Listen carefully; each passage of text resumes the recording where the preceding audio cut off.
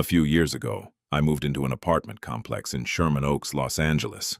It wasn't anything fancy, but it was affordable, quiet, and close enough to my office that I could avoid most of the morning traffic. The only downside was my work schedule. I managed IT systems for a logistics company, which meant my shifts often ended around midnight. By the time I got home, the entire neighborhood was usually asleep. Every night before going to bed, I'd take my golden retriever, Murphy, for one last walk around the apartment complex. It became our routine. Murphy loved it. The parking lot, wrapped around the entire property, passing rows of parked cars, a small playground, and a fenced-off maintenance area that was always locked after dark. The whole loop took about 15 minutes. Most nights we never saw another person. Just the sound of distant traffic on Ventura Boulevard and the occasional airplane crossing the night sky toward LAX. One Thursday in late October, everything changed.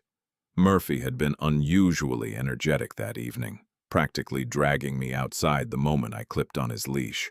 It was just after 11:30 p.m. The air felt colder than usual. A light fog had settled across the parking lot, making the streetlights look blurry and dim. As we reached the back section of the complex, I thought I heard someone talking. I stopped. Nothing. Murphy kept sniffing the curb. I assumed someone's television was echoing through an open window. We kept walking. About 30 seconds later, I heard it again. "Help!" The voice was quiet, high-pitched. It sounded like a young child. I immediately looked around. No one, not a single person. The playground was empty. Every parked car was dark. No apartment windows were open. Murphy suddenly stopped walking. His ears stood straight up.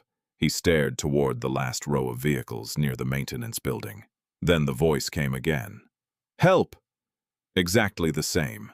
Not louder, not weaker, no crying, no panic. Just one word, repeated in exactly the same tone. A chill crawled up my spine. I pulled my phone out and turned on the flashlight. The beam swept across dozens of parked vehicles. Nothing moved. The entire parking lot looked abandoned. Murphy refused to take another step. Murphy refused to move. That wasn't normal. He was one of those overly friendly dogs that tried to greet every stranger he met. Delivery drivers, neighbors, joggers. It didn't matter. If someone was nearby, Murphy wanted to say hello.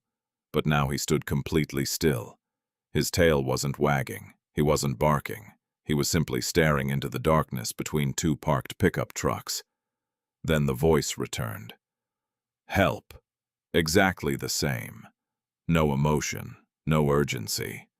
It sounded less like a frightened child and more like someone pressing the replay button on the same recording. I swallowed hard. Every instinct told me to turn around. Instead, curiosity got the better of me.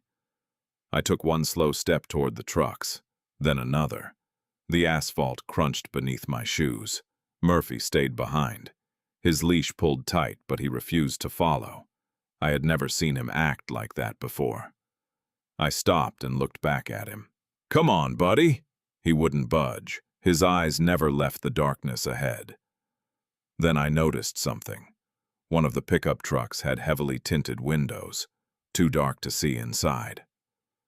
As my flashlight beam passed across the driver's side window, I could have sworn I saw movement. Someone ducking down. It happened so fast I couldn't be sure. I stepped closer. "Hello?" No answer. Only silence. I circled around the truck. Nobody. The bed was empty. The windows reflected nothing except my own flashlight. Then, "Help!" This time it came from somewhere behind me. I spun around so quickly I almost dropped my phone. Nothing. Just empty parking spaces stretching toward the apartment buildings. The voice had somehow moved, or maybe it never came from the truck at all. A cold knot formed in my stomach. Murphy let out the lowest growl I'd ever heard. Not loud, not aggressive, just enough to tell me he wanted to leave. For the first time that night, I listened to him. I turned around and walked away as calmly as I could.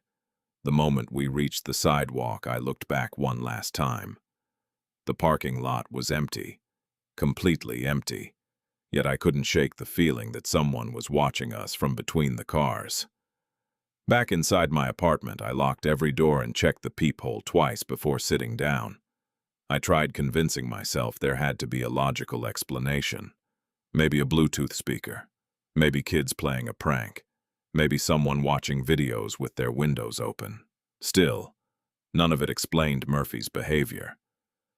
He spent the next hour lying beside the front door instead of climbing onto the couch like he always did.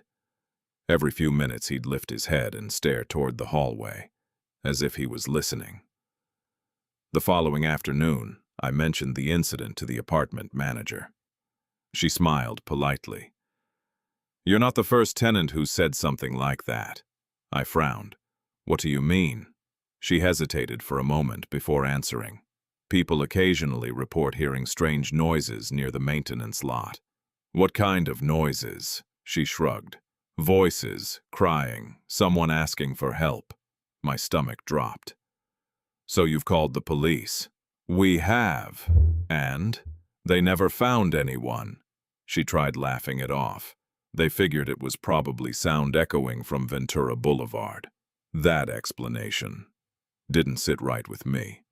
The maintenance area was almost completely enclosed by concrete walls. Traffic noise barely reached it.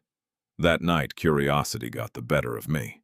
Instead of walking Murphy around the usual route, I drove back, alone. I parked across the street, just before midnight. From there, I had a clear view of the same section of the parking lot. Everything looked perfectly normal. Nothing moved. 5 minutes passed. 10. Then, a figure appeared. Someone wearing a dark hoodie slowly walked between the parked cars, too far away to identify. They stopped exactly where I'd heard the voice the night before. For nearly 30 seconds they didn't move. They simply stood there. Then they turned. Not toward the apartments, toward me. Even from that distance, I got the unmistakable feeling they were staring directly into my windshield. My heart started pounding. The figure raised one arm. As if waving, I reached for my keys. The moment I looked down, just for a second, the figure was gone. There was nowhere they could have disappeared that quickly. No open gate, no nearby building, nothing. I started the engine and drove away without looking back. I never walked Murphy through that parking lot again. A few months later, I moved to another apartment across the city. Every now and then I still think about that strange voice. Maybe there was a perfectly normal explanation. Maybe there wasn't. But one thing has stayed with me ever since. Murphy never once tried to investigate. And if there's one thing I've learned from owning dogs, it's that they often notice danger long before. About 6 months after I moved out, I met an old neighbor at a grocery store by complete accident. After talking for a few minutes, I casually asked whether anything strange had happened at the apartment complex since I'd left. His smile disappeared. "You haven't heard?" I shook my head. He glanced around the parking lot before lowering his voice.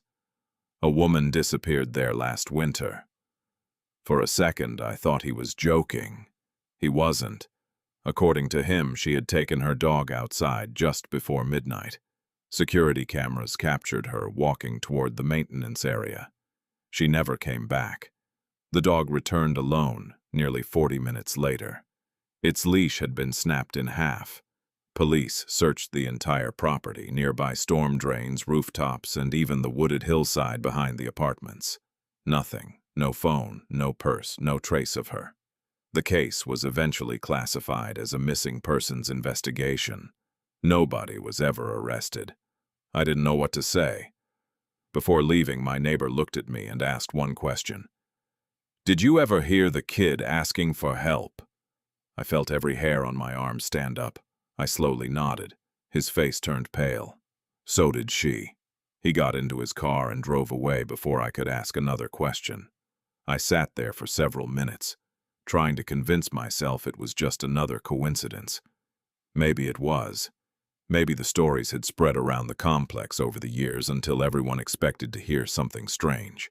That's what I tell myself whenever I think about it. But every now and then, usually just before falling asleep, I remember that perfectly calm voice echoing across an empty parking lot. Not scared, not desperate, just repeating the same single word. Help. And I'm still grateful Murphy refused to take another step.